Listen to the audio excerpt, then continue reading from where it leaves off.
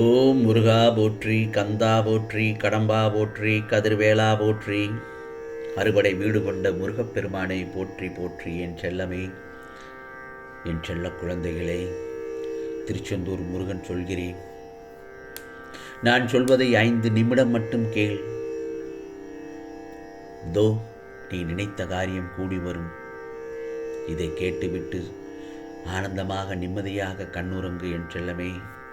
உனக்கான விடியல், நல்லதொரு விடியல் நாளை காத்திருக்கிறது. ஆம், இது முருகப்பெருமானின் அருள் வாக்கு, சத்திய வாக்கு. எல்லோருக்கும் வாழ்க்கையில் அனுபவிக்க வேண்டியது என்று சில காலம் இருக்கும். அந்த காலத்தில் அவற்றையெல்லாம் பொறுமையாக அனுபவித்துத்தான் ஆக வேண்டும். இது காலத்தின் கட்டாயம் செல்லமே. அதற்காக நீ பதற்றப்படக்கூடாது, பயப்படக்கூடாது, புலம்பக்கூடாது. அனைத்தையும் இந்த முருகப்பெருமான் பார்த்து கொண்டுதானே இருக்கிறேன். நல்லதொரு வாழ்க்கையின் உச்சத்தை நீ தொடப்போகிறாய் வெகு சீக்கிரமாகவே. எல்லா ஆபத்துகளிலிருந்தும் துயரங்களிலிருந்தும் நீ முழுமையாக காப்பாற்றப்படுவாய் என்பது இந்த முருகப்பெருமான் நான் உனக்கு கொடுக்கும் வாக்குறுதி என் செல்லமே. சில நேரங்களில் தனியாக நடப்பதாக நினைக்கின்றாயா? நான் உன்னுடன் தான் நடந்து வருகிறேன். எப்பொழுதும் உன்னோடு தான் இருப்பேன். உன் வழிகளை மௌனமாக குணப்படுத்தி உன்னை பாதுகாப்பது இந்த முருகப்பெருமானின் கடமை அல்லவா? கலங்காதே என் செல்லமே. நான் எந்த தீங்கையும் உனக்கு நேரவிட மாட்டேன். நம்பிக்கையோடு பொன்னான வாழ்க்கை ஆரம்பமாகப் போகிறது நாளை. நிச்சயமாக நல்லதொரு நாளுக்காக காத்திருக்கிறாய். அது இந்த முருகப்பெருமானின் ஆசீர்வாதத்தோடு நிச்சயமாக நல்லதொரு நிகழ்வுகள் அடுத்தடுத்து நடக்கும். வரும் காலமெல்லாம் மகிழ்ச்சி என்னும் சத்தம் உன் மனதில் ஒலித்து கொண்டே இருக்கும். உன் உணர்வுகள் சில்லிட்டு ஆனந்த கண்ணீர் பெருகும். கண்ணுறங்கு என் செல்லமே. எந்த ஒரு துன்பங்கள் உன்னை துன்புறுத்தினாலும் கவலைப்படாதே.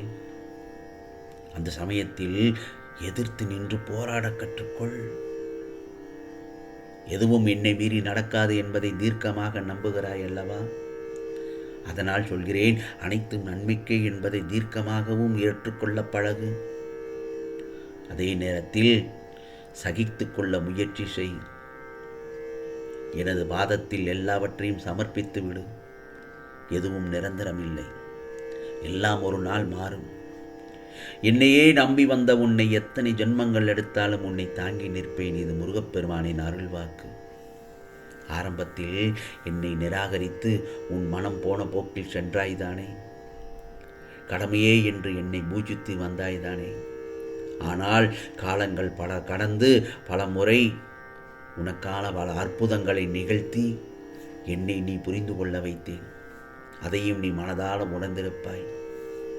நினைத்துப்பார், எப்படியோ வாழ்க்கையை நகர்த்தி கொண்டு வந்தாய். வாழ்க்கையில் ஓடிக்கொண்டே இருந்தாய். கீழே விழுந்த உன்னை எனது கரம் கொண்டு இழுத்து வந்தேன். என் செல்லமே, நீ எத்தனை முறை விழுந்தாலும் தோற்றதாக அர்த்தமில்லை. ஜெயித்து கொண்டுதான் இருக்கிறாய் என்பதை முதலில் நினைவில் நிறுத்து. பல பேர் வாழ்க்கையை வாழ்வதற்கு தைரியம் இல்லாமல் இன்னும் பல துயரங்களை அனுபவித்து வருகின்றனர். ஆனால் என் செல்லப்பிள்ளை நீயோ அனைத்தையும் கடந்து முருகா முருகா என்று என்னையே கதி என்று என்னை நம்பி என்னிடத்தில் ஒப்படைத்து விட்டு என்னை விடாமல் பூஜித்து கொண்டிருக்கிறாய். நான் இருக்கிறேன். நம்பிக்கை மட்டும் இழந்து விடாதே என் செல்லமே.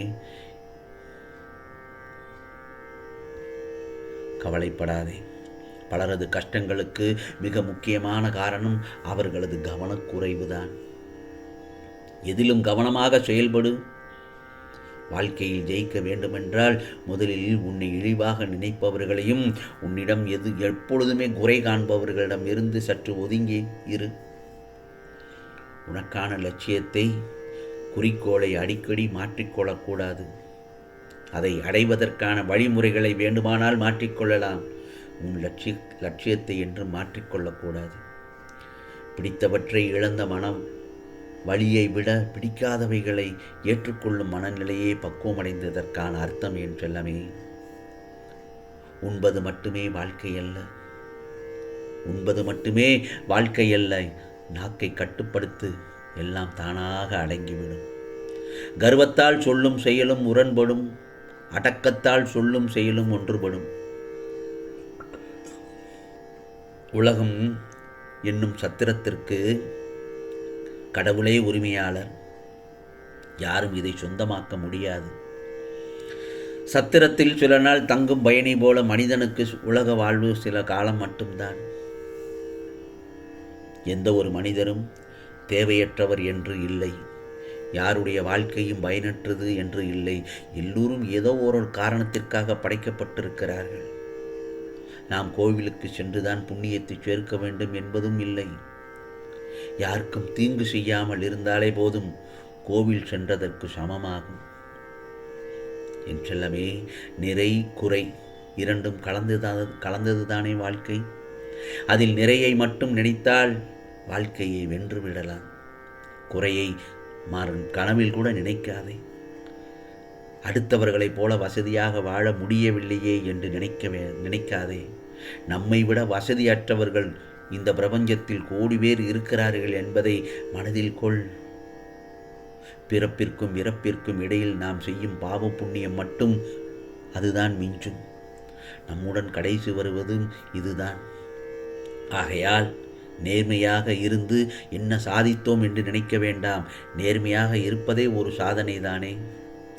அதே போலத்தான் சாதாரண விஷயத்தை கூட சதா நினைத்து கொண்டே இருந்தால் அதுவே வாழ்க்கையின் மிகப்பெரிய பிரச்சனையாக உன் மனதில் தோன்றிக்கொண்டே இருக்கும்.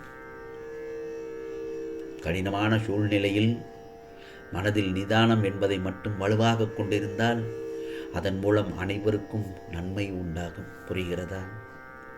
சோம்பேறி ஒவ்வொரு வாய்ப்பிலும் அதில் உள்ள கஷ்டங்களை மட்டுமே பார்க்கின்றார். உழைப்பாளி ஒவ்வொரு கஷ்டத்திலும் அதில் உள்ள பயன்களை மட்டும்தான் பார்க்கிறார்.